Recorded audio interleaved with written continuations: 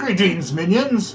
Today we're going to talk about infamous technology, or insidious technology might be a better word. So we're going to take the Wayback Machine to the mid-late 1960s into a little television program known as Star Trek. Yes, Star Trek had a lot of interesting inventions and technology for its time. It had battlas and disruptor cannons, phasers and photon torpedoes, all of which were great for making war or defending yourself because, no, Starfleet vessels aren't military vessels, they're exploration vessels, just armed to the teeth. The most insidious device in all of Star Trek is not one of these powerful weapon systems. It's something far more powerful and far more dangerous, and yet we've never been shown its development or have any history behind the amount of violence that must have been created around it. I am, of course, talking about the transporters. Yes, transporter technology in Star Trek is the most insidious device ever created in that universe. Think about it.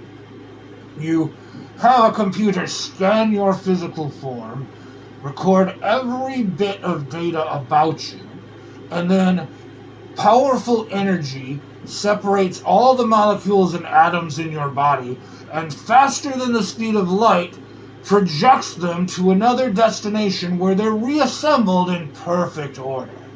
Yes, you're dissected at the speed of light and then re-put together on the other side.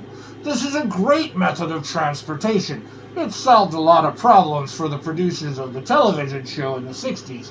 They didn't have to film a spaceship landing and taking off every episode. They could just blink in and blink out as necessary. But let's consider what would happen to actual transporter technology as it's developed. First of all, we know that transporter technology was developed in the Star Trek universe by more than one individual. But those individuals had to be carefully monitored, and they had to be very careful with who they shared information with. The earliest transporters, and I'm not sure in the Star Trek timeline when they were actually invented, it was somewhere after the First Contact movie, but before the original series began, the transporter technology would instantly be used by whoever had access to it to gain world power. So we know the transporter technology wasn't around when Khan Noonien Singh conquered 2/3 of the world in the 1980s. It wasn't there. He couldn't have used it. But later, now you have the ability to transfer an army right into the Capitol building of another country. Military coups are now bloody, fast, and efficient. There is nothing to stop anyone from transporting their people to another location where they can seize power.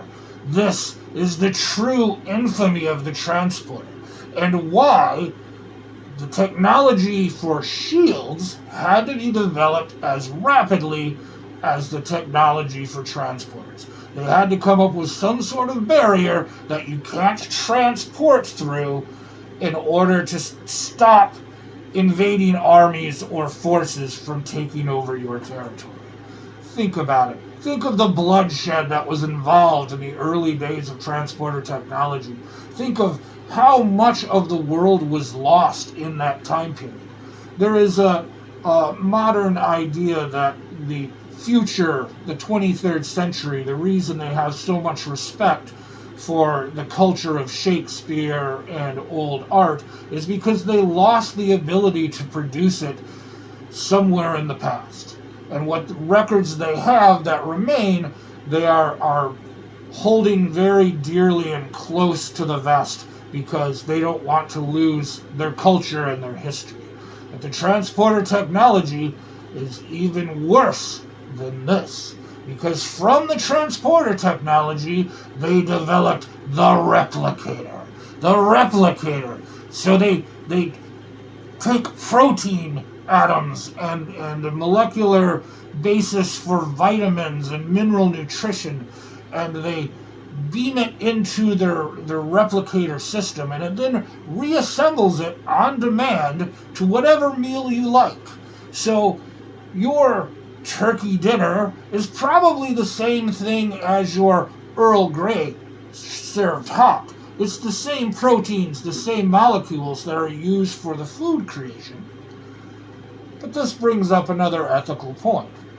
If you're able to replicate any type of food, let's say you run across an alien species that survives and has always eaten another intelligent alien species. Will the replicators be able to replicate that food source? That's a very disturbing idea. Also, with the transporters and the replicators, it is possible, however unlikely, that you can resurrect any dead officer. You simply use the last pattern in the buffer of the transporter system and beam the corpse back using that pattern, and lo and behold, they're alive again. This is Insidious technology, and you should all be thankful that I haven't used my telepods this way, because you don't have a shielding system, and you can't stop my kaiju and cyber apes, and not that I would ever do that, but I do have that technology. This is Dr. Mortose discussing Insidious technology. There will be more of these.